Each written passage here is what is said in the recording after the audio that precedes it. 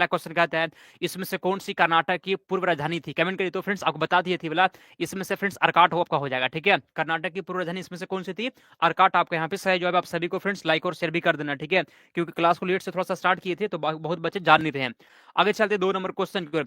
शिवाजी द्वारा प्राप्त किए गए किस किले पर उन्होंने रायगढ़ का किला बनवाया था जो भविष्य में उनकी राजधानी बनी थी। यहाँ पे दूसरा का आंसर पता है फ्रेंड्स, यहाँ पे क्या हो जाएगा जी, यहाँ पे तोरण हो जाएगा, ठीक है। ऑप्शन नंबर आपके यहाँ पे सही हो, तोरण इसका बिल्कुल आंसर सही हो जाएगा। आगे चलते 3 नंबर क्वेश्चन की ओर। अमेरिकी स्वतंत्रता संग्राम को समाप्त करने वाली पेरिस की संधि कब संपन्न हुई थी, पेरिस की संधि कब संपन्न हुई थी, कमेंट करिए। पेरिस की संधि बहुत ही अभी क्वेश्चन है, ठीक है। आपके डीएलएड के एग्जाम में जो है ना ऐसा ही क्वेश्चन आता है, ठीक है। पेरिस की संधि कब हुई थी फ्रेंड्स, याद कर लीजिएगा। 1783 में हुआ था। कब हुआ जी, 1783 में जो है ना पेरिस की संधि हुई थी। तीसरा का ए आपके यहाँ पे सही जवाब है। जो लोग भी ए लगा दिए बहुत अच्छा, ठीक है। चलिए फ्रेंड्स आगे चलते, खुशबू कुमारी का बहुत अच्छा आंसर है। हाँ, ये जीके क्लास को पढ़ाने वाले हैं। आगे चलते 4 नंबर क्वेश्चन की ओर। आगे बढ़ने से पहले आप सभी सुन लीजिए, ठीक है फ्रेंड्स, आपके लिए जो है 4000 बीबीए क्वेश्चन का सुपर नोट तैयार किया गया, ठीक है जी। सुपर नोट फ्रेंड्स आपके लिए तैयार किया गया, आंसर के साथ ही नोट्स आपको मिल जाएगा, ठीक है। इसमें जो है ना 4 सब्जेक्ट का क्वेश्चन है, ठीक है। देख सकते हैं फ्रेंड्स, आपका हिंदी है, विज्ञान, सामाजिक विज्ञान और इंग्लिश का है। इसका विशेषता क्या क्या है जी, इसमें जो है ना पिछले परीक्षा में मैक्सिमम जो है ना प्रश्न इसी नोट से आया था, ठीक है। मतलब नोट्स आप जो दिए थे पिछले बार same to same question match किया था। स्पेशल फ्रेंड्स आपके लिए चुनाव प्रश्न है डीएलएड के लिए। उसके बाद कम समय में अगर संपूर्ण तैयारी करना है तो इस नोट्स को आप ले सकते हैं, ठीक है। प्राइस फ्रेंड्स, प्राइस की बात करें मात्र आपको 149 में ये मिल जाएगा। यह मेरा व्हाट्सएप नंबर है फ्रेंड्स, इससे मैसेज करिए, आपको जो है ना ये नोट्स मिल जाएगा, ठीक है। मेरा व्हाट्सएप नंबर आप देख सकते हैं, इससे मैसेज करिएगा, आपको मिल जाएगा। आगे चलते हैं, अगले क्वेश्चन की ओर चलते हैं हम लोग। चलिए, किस अमेरिकी राष्ट्रपति ने गुलामी को स्वतंत्र संपूर्ण रूप से बंद कर दिया गया था, गुलामी को किस अमेरिकी राष्ट्रपति ने बंद कर दिया गया था। चलिए चौथा नंबर क्वेश्चन का कमेंट करते हो आंसर, देखते हैं किसका आंसर आता है, ठीक है। चलिए, तो फ्रेंड्स यहाँ पे चौथा का ऑप्शन फ्रेंड्स आपका सी हो जाएगा जी, अब्राहम लिंकन है। चौथा का सी आपका यहाँ पे सही जवाब है। 5 नंबर क्वेश्चन की ओर चलते हैं। किस यवन राजा ने भारत पर आक्रमण किया था, किस यवन राजा ने भारत पर आक्रमण किया था। पांचवा का सही जवाब यहाँ पे क्या, कमेंट करिए तो देखते हैं पांचवा किसका आंसर आता है। सर पढ़ाइए जल्दी, थोड़ा फास्ट। क्यों फास्ट क्यों, इतना जल्दी में कहाँ है आप, ठीक है। फास्ट ज्यादा चलेंगे ना, ज्यादा स्पीड चलेंगे तो फिर वही एक्सीडेंट हो जाता है, ठीक है। ज्यादा स्पीड नहीं चलना चाहिए, आराम से पढ़कर जाइए। सुनिए, किस यवन राजा ने भारत पर आक्रमण किया था फ्रेंड्स, यहाँ पे डेमेट्रियस हो जाएगा, ठीक है। डेमेट्रियस ऑप्शन नंबर आपके यहाँ पे सही जवाब है।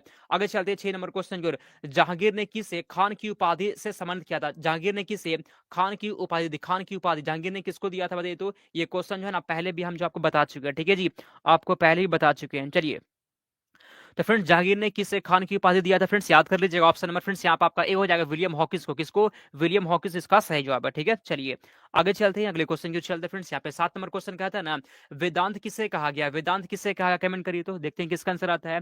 वेदांत किसे कहा गया है, ठीक है। वेदांत किसे कहा गया फ्रेंड्स, याद कर लीजिएगा। पता आंसर यहाँ पे क्या होगा जी, तो फ्रेंड्स यहाँ पे शांतमा का डी हो जाएगा, ठीक है जी। उपनिषदों को ऑप्शन नंबर डी आपके यहाँ पे सही जवाब है, ठीक है। याद करें फ्रेंड्स, शांतमा का डी हो जाएगा, ठीक है।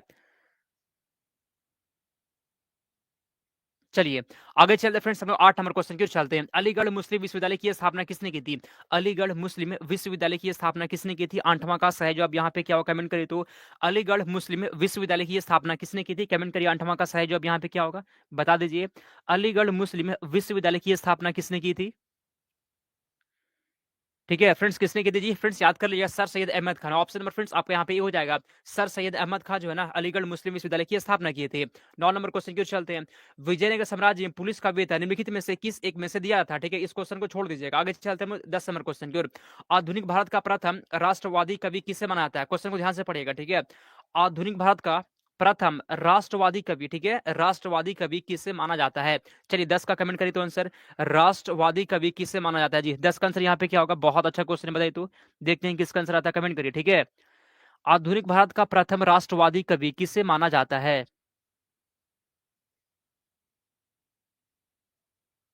ठीक है जी। तो फ्रेंड्स हेनरी विवियन डेरेजियो को। ऑप्शन में फ्रेंड्स आपका यहाँ पे ए हो जाएगा। लगभग जो है ना किसी का भी जो है ना आंसर इसका सही नहीं है, बहुत अच्छा, ठीक है। आंसर सब लोग, लगभग सभी लोग इसका आंसर गलत किए। सुन लीजिए, आधुनिक भारत का प्रथम प्रथम राष्ट्रवादी कवि, ठीक है, प्रथम यहाँ बात हो गया, प्रथम राष्ट्रवादी कवि कौन थे जी, तो Henry Vivian Derozio. Option number आपके यहाँ पे सही जवाब है। आगे चलते हैं 11। किस प्रदेश में ब्रिटिश के विरुद्ध जो है ना बिरसा मुंडा का संचालन हो रहा था, किस प्रदेश में, कमेंट करिए तो 11 का आंसर यहाँ पे क्या होगा, 11 का आंसर यहाँ पे क्या होगा जी बताइए तो देखते हैं किसका आंसर आता है, कमेंट करिए, ठीक है। तो फ्रेंड्स यहाँ पे आपका छोटा नागपुर हो जाएगा, बी आपका यहाँ पे सही जवाब है। आगे चलते हैं 12 नंबर क्वेश्चन की ओर चलते हैं हम लोग। भारतीय राष्ट्रीय कांग्रेस के प्रथम अधिवेशन की अध्यक्षता किसने की थी? ठीक है, मतलब कांग्रेस के प्रथम अधिवेशन की अध्यक्षता किसने की थी? बहुत ही अभी क्वेश्चन है फ्रेंड्स। कांग्रेस की स्थापना हुआ था 1885 ईस्वी में। कौन किए थे? तो फ्रेंड्स ए हुयूम किए थे। ठीक है जी, 1885 ईस्वी में। इस अधिवेशन के मतलब प्रथम अधिवेशन के अध्यक्ष कौन थे फ्रेंड? डब्ल्यू सी बनर्जी थे। कौन थे?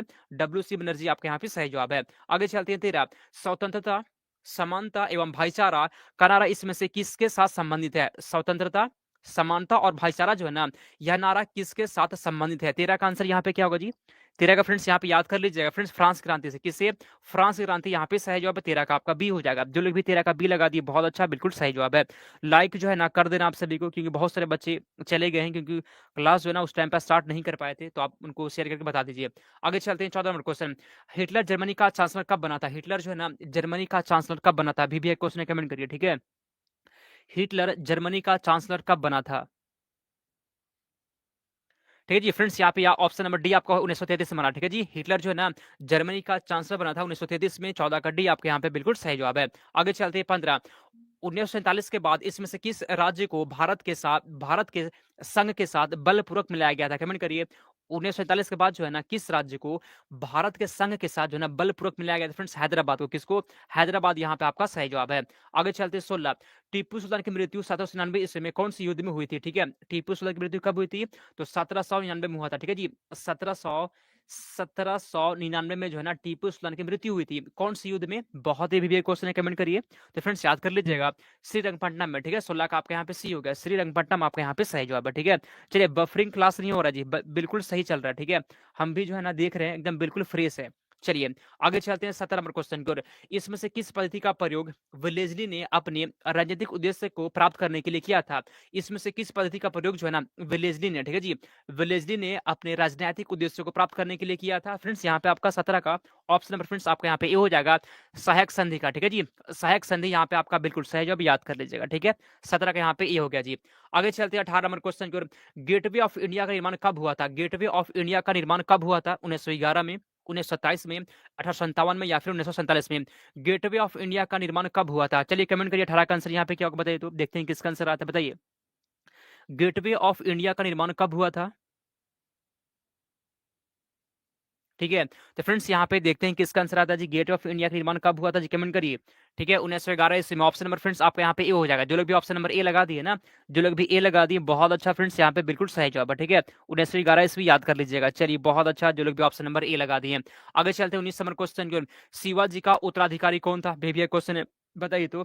ठीक है, क्लास रुक बिल्कुल भी नहीं रुक रहा। ठीक है जी, क्लास एकदम फ्रेश है। कैसे, क्या बात कर रहे हैं आप? कमेंट करिए। ठीक है, क्वेश्चन आपसे यहाँ पे कह रहा ना, शिवाजी का उत्तराधिकारी कौन था? कमेंट करिए। ठीक है, विजय कुमार, जिक्रा मीर, खुशबू, अनु, बीपू, राकेश, रिंकू, बुलेट कुमार, कमेंट करिए। तो फ्रेंड्स कौन थे जी? संभाजी थे। ऑप्शन नंबर आपका डी हो गया। ठीक है, शिवाजी के उत्तराधिकारी कौन थे? संभाजी आपके यहाँ पे सही होगा। 20 नंबर क्वेश्चन। गुरु अर्जुन देव किसके समकालीन थे? गुरु अर्जुन देव किसके समकालीन थे? कमेंट करिए। 20 का आंसर यहाँ पे क्या होगा? गुरु अर्जुन देव किसके समकालीन थे? 20 का आंसर यहाँ पे क्या होगा जी? बताइए तो, देखते हैं किसका आंसर आता है, बताइए तो। हाँ कमेंट करिए जी। गुरु अर्जुन देव किसके समकालीन थे? बताइए आंसर। फ्रेंड्स आपका यहाँ पे आंसर क्या होगा जी? कमेंट करिए तो। ठीक है, अकबर और जहांगीर के। फ्रेंड्स यहाँ पे डी हो जाएगा। ठीक है, गुरु अर्जुन देव किसके समकालीन थे? तो अकबर के भी और जहांगीर के भी। फ्रेंड्स ऑप्शन नंबर डी आपके यहाँ पे बिल्कुल सही जवाब है। जो लोग भी डी लगा दिए, बहुत अच्छा। आसमान परवीन का बहुत अच्छा आंसर है। आगे चलते 21, तीसरा कर्नाटक युद्ध जो है ना 760 ईस्वी में किसके बीच लड़ा गया था? तीसरा कर्नाटक युद्ध जो है वो किसके बीच में लड़ा गया था? तीसरा कर्नाटक युद्ध किसके बीच लड़ा गया था? चलिए 21 नंबर क्वेश्चन का देखते हैं किसका आंसर आता है। ठीक है जी, कमेंट करिए तो। 21 का यहाँ पे सही जवाब क्या होगा, बताइए तो। ठीक है, चलिए कमेंट करिए जी। क्वेश्चन यहाँ पे आपसे कहता है ना, तीसरा कर्नाटक युद्ध किसके बीच लड़ा गया था? 21 का आंसर। तो फ्रेंड्स याद कर लीजिएगा, पता है किसके बीच? अंग्रेजों और फ्रांसीसियों के बीच। ठीक है जी, अंग्रेजी फौज और फ्रांसीसियों के बीच जो है ना तीसरा कर्नाटक युद्ध लड़ा गया था, याद कर लीजिएगा। बहुत ही विवेक क्वेश्चन है। ठीक है, तीसरा कर्नाटक युद्ध हुआ था किसके किसके बीच? तो अंग्रेजों और फ्रांसीसियों के बीच। ठीक है, अंग्रेजों और फ्रांसीसियों के बीच हुआ था जी। बहुत अच्छा, जो लोग यहाँ पे बी लगा दिए। आगे चलते 22 नंबर क्वेश्चन। 1857 के विद्रोह की शक्ति का सबसे महत्वपूर्ण तत्व कौन सा था? नाना साहेब का नेतृत्व, बहादुर शाह का सहयोग, झांसी की रानी का नेतृत्व या फिर हिंदू मुस्लिम की एकता? चलिए 22 का कमेंट करिए आंसर। ठीक है, 1857 के विद्रोह की शक्ति का सबसे महत्वपूर्ण तत्व कौन सा था जी? फ्रेंड्स याद कर लीजिएगा, हिंदू मुस्लिम का एकता, आपका यहाँ पे सही जवाब है। ठीक है, 22 का डी की शिकायत था। चलिए 22 का ए नहीं हो, गलत हो गया, श्वेता सुधार लीजिएगा। 22 का डी आपका यहाँ पे होगा। ठीक है, आगे चलते 23, भारत के भूभाग के कितने परसेंट भाग पर जो है ना वर्ष में 75 सेंटीमीटर से कम वर्षा होती है? कहने का मतलब है भारत के भूभाग का कितना परसेंट ऐसा भूभाग है भारत में जहां पर जो है वर्षा जो है वो 70 सेंटीमीटर से भी कम होती है? बताइए। 35% भूभाग पर, 45%, 40% या फिर 30%? तो 23 का फ्रेंड्स यहाँ पे आपका ए हो जाएगा। ठीक है जी। 35% पे ऐसा है ना भूभाग जहां पे जो वर्षा जो है 75 सेंटीमीटर से भी कम वर्षा होती है। ठीक है। ऐसा कितना है जी? तो 35% है, आपको ध्यान रखना है। आगे चलते हैं हम लोग 24 नंबर क्वेश्चन की ओर।